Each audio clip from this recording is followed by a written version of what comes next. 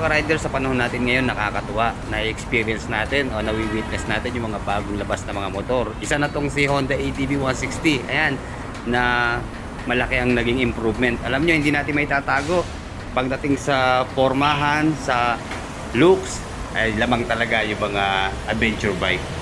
At hindi lang yun, alam naman natin na design yung mga adventure bike sa any condition ng ating mga kalsada. Mapa bundok yan, mapa rough road, on-road, dyan sila maaasahan. Kaya naisipan ko maghanap pa ng ibang brand kasi parang Honda lang po ang merong adventure bike dito sa atin.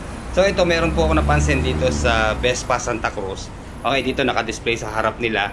Kung di ako nagkakamali, ito po yung Aprilia. Okay, balikan natin at ito na i-review natin para meron tayong pagpipilian bukod sa Honda ADV.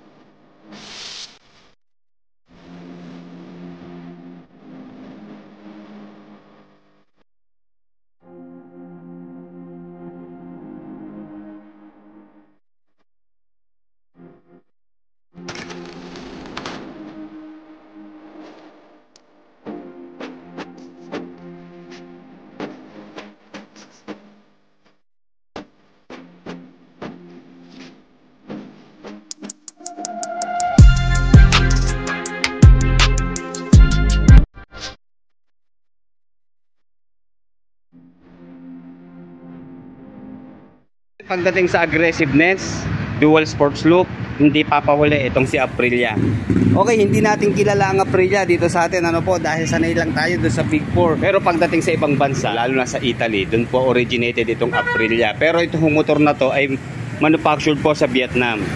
Okay, umpisahan na natin at baka bumuhos ang ulan, madilim na rito. Ayan, maambun-ambun na po. Okay, unahin natin sa kanyang front view. Ayan, makikita naman natin yung kanyang aggressive na headlight.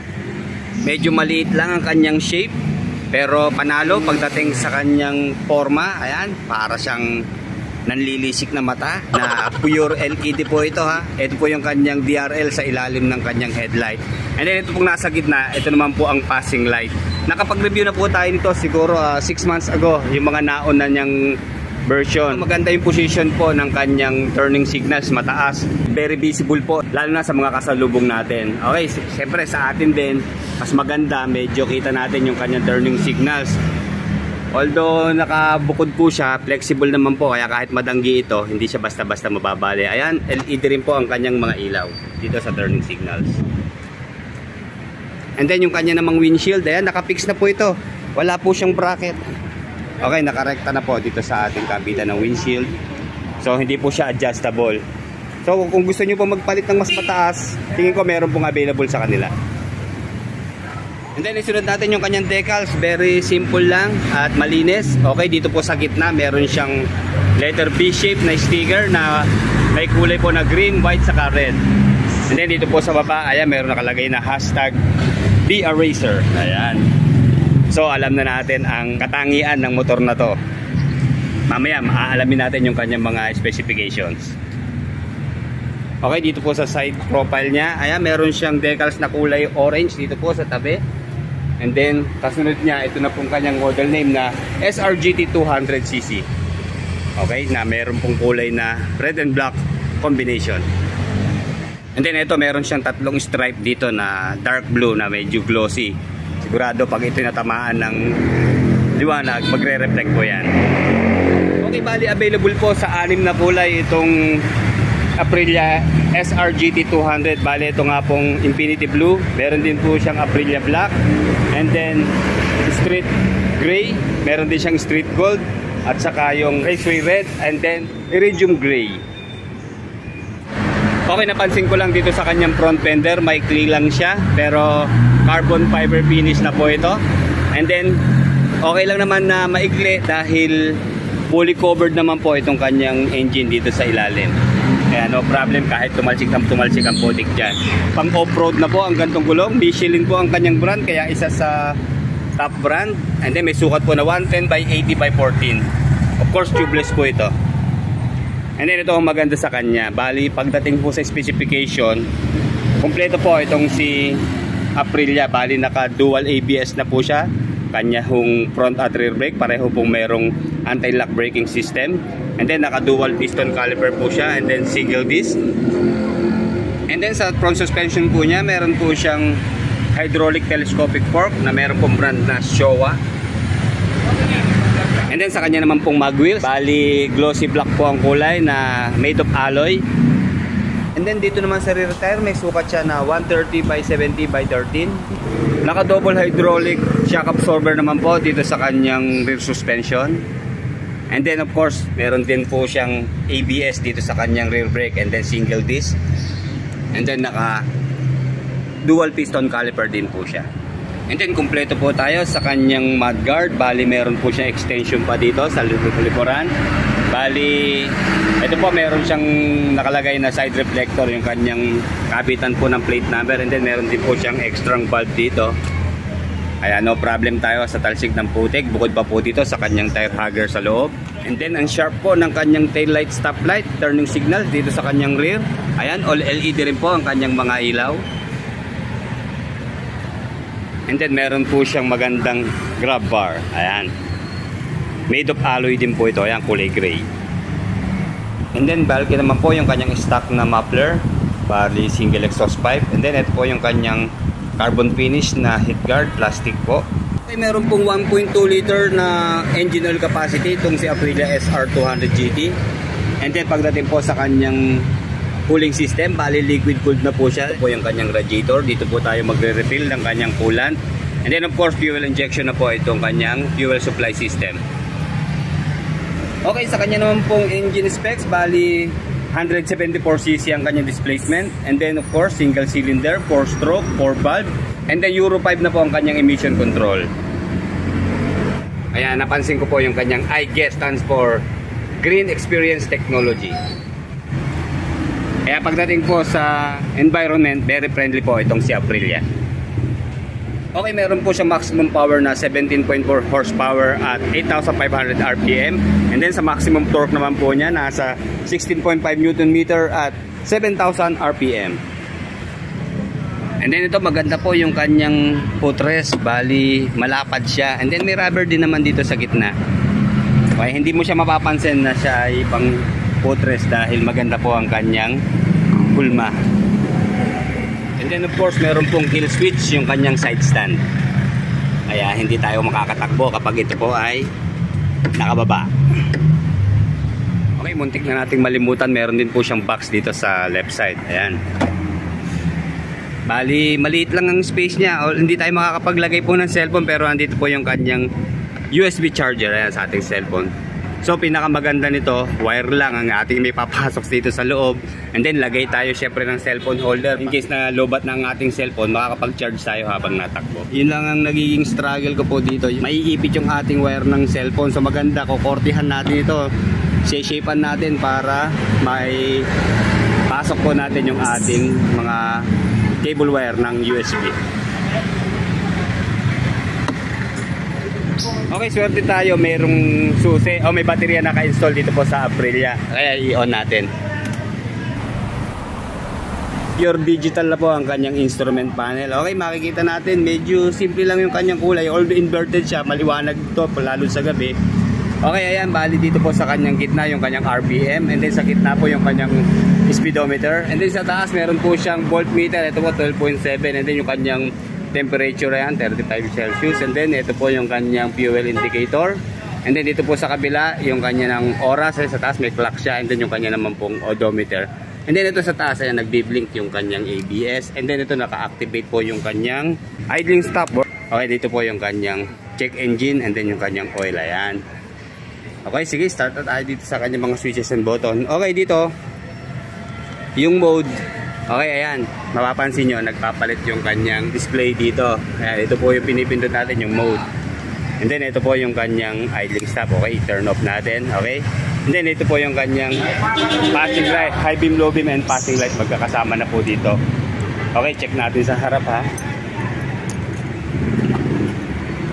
Okay, nasa gitna po yung kanyang passing light. Ayan.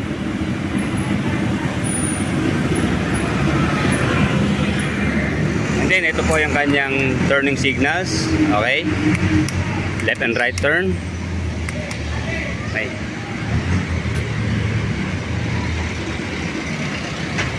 And then yung kanyang mga horn. Okay, medyo ipit yung kanyang horn pero malakas po. And then dito sa kabila naman po, ito po yung kanyang kill switch. And then dito, makikita nyo meron siyang sign ng cellphone. So, pwede natin i-connect through Bluetooth sa ating cellphone. Ito pong ating Aprilia. Bali, da-download lang po tayo ng app. Okay, and then sa baba yung kanyang electric starter push button. Okay, testingin natin ha. Buksan na natin. Ayan, bilis niya mag-start.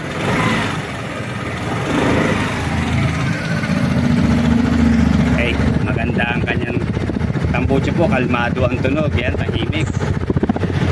Pero malagong din naman siya. Hindi natin masyado marinig kasi nandito po tayo sa labas eh.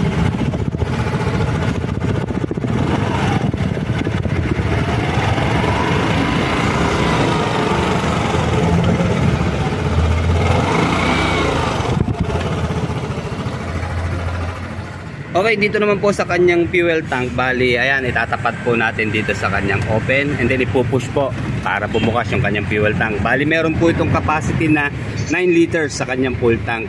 And then sa kanya naman pong fuel consumption, umaabot po ng 38.5 kilometers per 1 liter.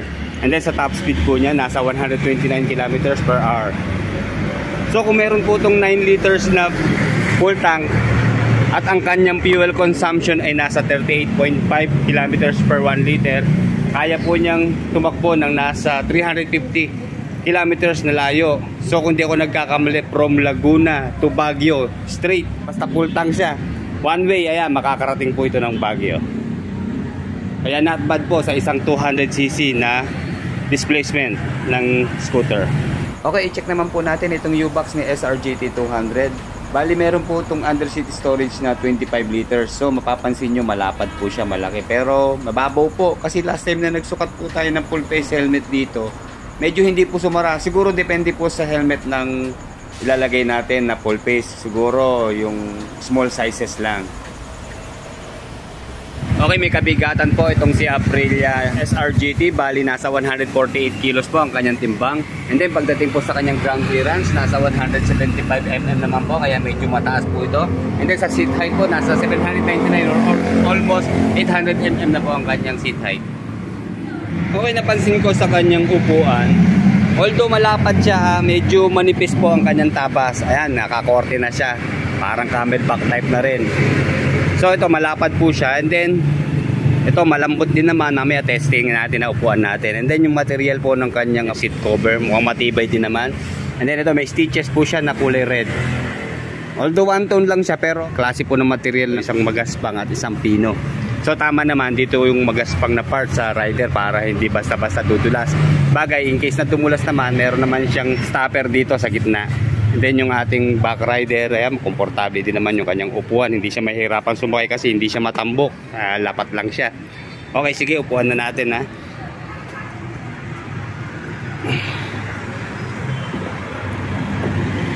Okay, hindi siya ganun kalambot ha, pero komportable naman kasi yung hulma ng ating hita at puwitan, tamang-tama dito sa kanyang tapas.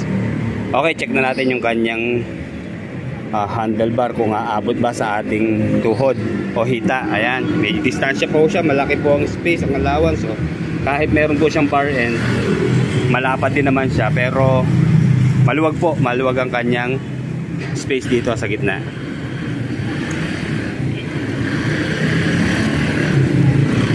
Okay, yan, tamang-tama lang po ang timpla ng kanyang mga preno. The same sila ng kapit or ng pressure dito po sa magkabilang brake lever.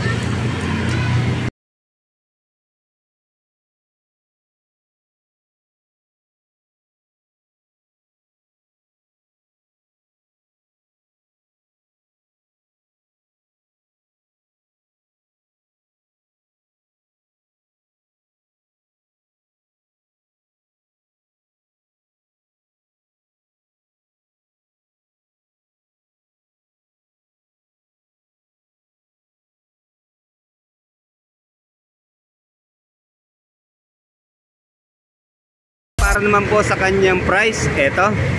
Bali meron po siyang dalawang variant pala. Bali itong isa ay SRGT 200 and then yung isa naman po ay SRGT Sport 200. Okay, bali tigatlo nga po siya. Unahin natin dito po sa SRGT 200. Meron po siyang price na 248,000. Bali yun po yung kulay black, infinity blue at saka itong street gray. And then dito sa kabila yung sport type po niya, bali meron po siyang price na 258,000. Ayan. Bali ito po yung street gold, raceway red, and then yung iridium gray. And then meron din naman pong bank financing itong Vespa Santa Cruz. Bali kung gusto nyo pong malaman ito, kontakin nyo lang po sila dito sa number na to. Ayan, 0917-700-0236. And then meron din po silang Facebook page. Ayan, Nolly Cycle Trading Corporation and Vespa Santa Cruz Laguna.